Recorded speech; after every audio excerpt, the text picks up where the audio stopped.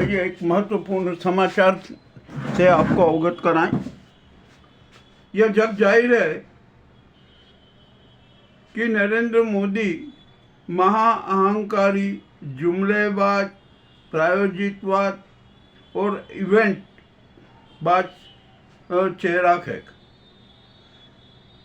अब वे अपने अपराध छिपाने के लिए नए नए इवेंट करते रहते।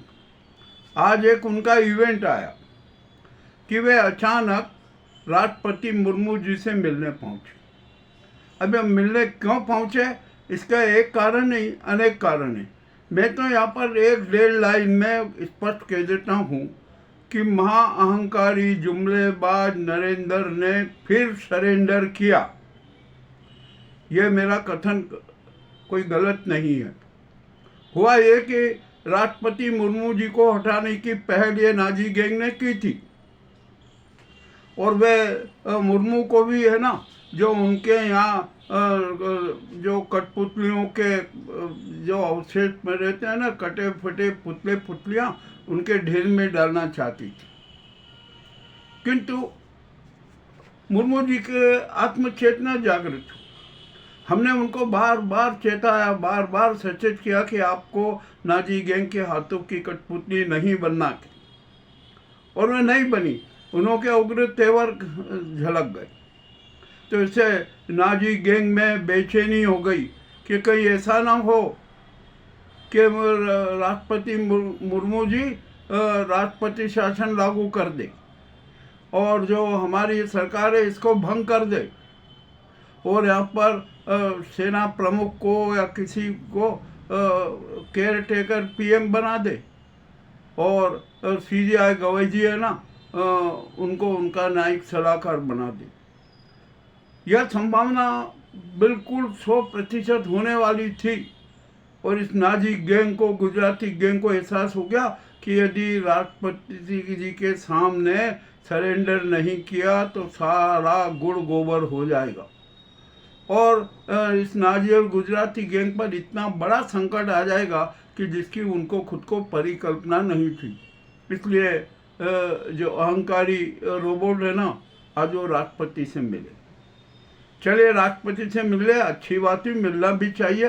किंतु आप राष्ट्रपति से मिले तो आपने दो मुद्दों पर बातचीत की शायद। एक तो ये हुआ कि राष्ट्रपति जी उपराष्ट्रपति पद को लेकर जो ये तनाव पैदा हुआ है ना, एक संघर्ष की स्थिति हो गई है, मतदान की हो गई है, परीक्षण की घड़ी हो गई है, और उसमें नाजी सरकार को अपना पतन साफ नज़र आ रहा था। तो उन्होंने कहा कि बचाव का रास्ता है कि मुर्मू जी से फिर मिला जाए, उनको विश्वास में लिया जाए, उनको फिर से अपने हाथों की कठपुतली बनाने की पहल की जाए। किंतु मुर्मू जी इस बार उनका विवेक और आत्मचेतना जागृत हुई, सकारात्मक हो गई थी। उनको पूरा एहसास हो गया था कि ये सारा सब नाटक होगा। तो मोदी जी घबराए। चलिए अब आपने, जब नरेंद्र ने फिर राष्ट्रपति के सामने सरेंडर कर ही दिया है ना, तो हम उनसे एक बात, ये 2-3 बात और कहलवाना चाहते हैं। आप उस पर भी सरेंडर कर दीजिए। नंबर 1, सीजेआई गवई जी का कार्यकाल 1 या 2 वर्ष के लिए बढ़ा दीजिए। कॉलेजियम अपनी रिपोर्ट भेज देगा, उसको आप मान्य कर लीजिए। और जो कॉलेजियम ने न्यायाधीशों की नियुक्ति की जो सूची भेजी है ना, उनको भी आप मान्य कर दीजिए, स्वीकृत कर दीजिए, कोई दिक्कत नहीं, ये चलेगा। और यदि आप मान लीजिए कि अपने आप को असहज महसूस करते हैं, तो इस बार जो एक निष्पक्ष न्यायाधीश, एक किसी महिला न्यायाधीश को आप अगला सीजीआई बनाने की घोषणा कर दीजिए 1-2 साल बाद। क्या दिक्कत है आपको? और आपने तो तोड़ रखा है नियम, वरीयता क्रम को ताब में रखकर आपने अपनी पसंद का सीजेआई बनाया के। मिश्रा जी है ना, आपके सामने उदाहरण है, तो कोई इसमें दिक्कत नहीं है। तो आप इस बात पर भी सहमत हो जाइए कि सीजेआई गवई जी का कार्यकाल 2 वर्ष के लिए बढ़ाया जाता है, और राष्ट्रपति जी को भी यही बात कहना चाहिए। चलिए तीसरी बात, आपने कितने विदेश की यात्रा की? 337 करोड़ से अधिक आपने विदेश यात्राओं पर खर्च किया। आपने अपना डंका पीटा कि अरे मोदी मोदी मोदी मोदी, और वो फटा ढोल हो गया, सब कुछ हो गया। ऑपरेशन सिंदूर के समय में जो आपके विदेश नीति की परीक्षा हो गई, कोई साथ में खड़ा नहीं रहा इजराइल के अलावा, बाकी सब वो हो गया। तो ये आपकी विदेश नीति भी फ्लॉप हुई।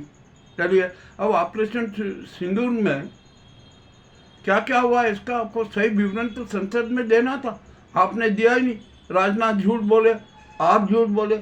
आपको ये कहना था कि ऑपरेशन सिंदूर में पाकिस्तान को इतना नुकसान हुआ और हमारी भारतीय सेना को और भारत को भी इतना नुकसान हुआ, ये तो बताना था, आपने बताया ही नहीं। और मज़ेदारी की बात ये कि जो ऑपरेशन सिंदूर के समय 10 जो सैनिक शहीद हुए थे उनके नाम आपने सार्वजनिक ही नहीं किए।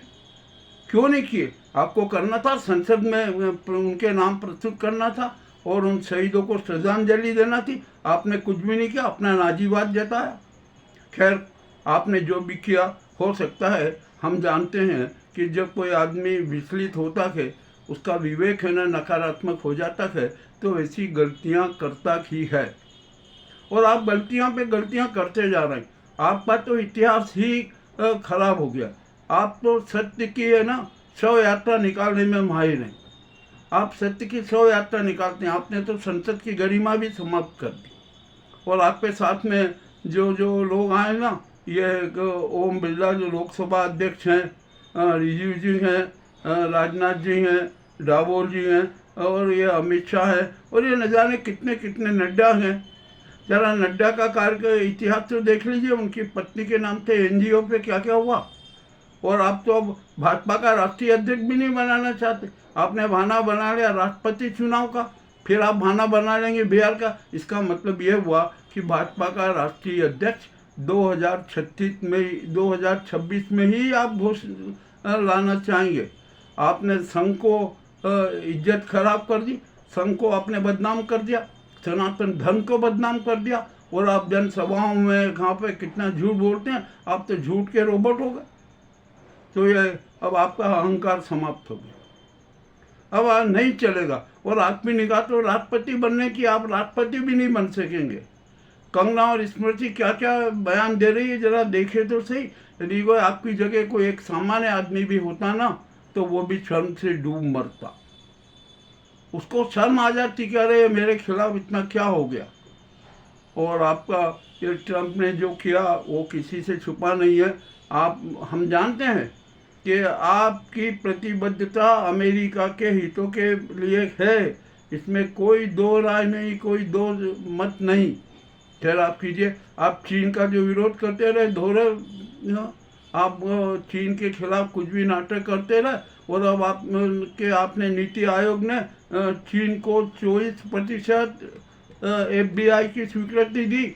और आप ये ना अब चीन को उद्योगों के लिए गांव के गांव देंगे, ये भी तय है।